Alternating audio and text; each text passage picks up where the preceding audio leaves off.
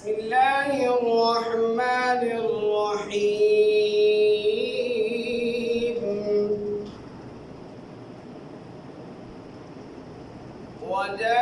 وجاءوا على قميصه بدم كذب قال بل سولت لكم أنفسكم أمرا